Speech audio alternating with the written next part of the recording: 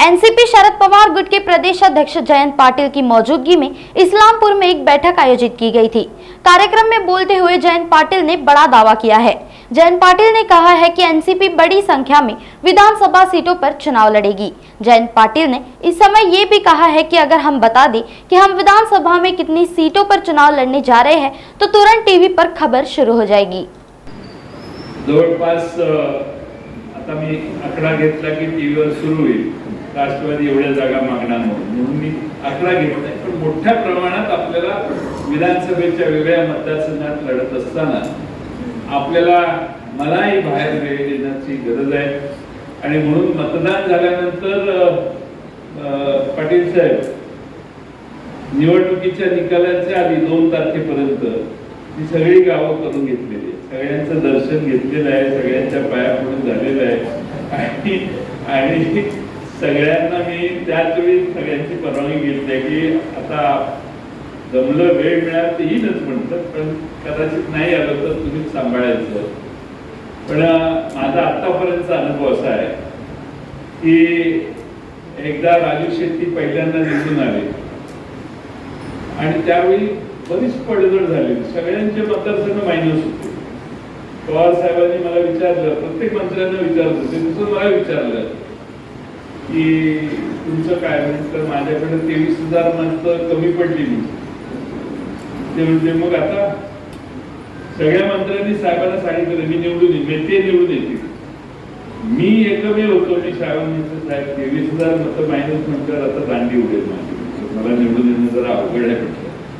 कसं काय म्हणता म्हणते तुम्ही म्हणते, आता कधीच मायनस आलं गेलेलं नाही मतदारसंघ, तो मायनस गेला म्हटल्यावर गडबड आहे असं दिसतंय। मी 1 महिन्यावर जरा जाऊन येतो आणि मग सगळ्या मतदारसंघात फिरून झाल्यावर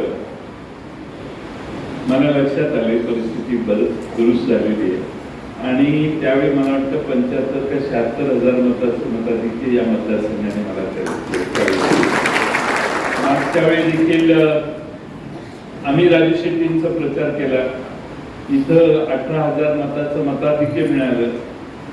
त्यावेळी नंतर राजू शेट्टींचा असा गैरसमज झाला की आम्ही त्यांचं काम केलं, आता पण 18,000चं मताधिक्य आहे त्यामुळे 18,000चं मताधिक्य राजू शेट्टींना वाटलं की यांनी काही काम केलं नाही, असं खात्रीचे बोलायचे, जाहीरपणाने ते कधी बोलले नाही। त्यामुळं त्यावेळी देखील पुन्हा मी उभा राहिल्यावर वाढवून मतं आली। त्यामुळं आपल्या या मतदारसंघाला या विधानसभेच्या निवडणुकीत तुम्ही सगळ्यांनी जबाबदारीनं काम करणं आवश्यक आहे।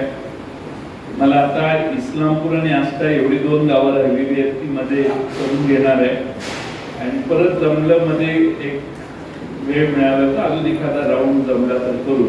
पण ऐन निवडणुकीच्या वेळी प्रचार करणं हे मला कदाचित 1-2-4 सभा इकडे तिकडे करू आष्टा इस्लामपूर, पण अदरवाईज आपल्याला सभा करणं मला शक्य होईल, वेळेची अभाव असं वाटत नाही।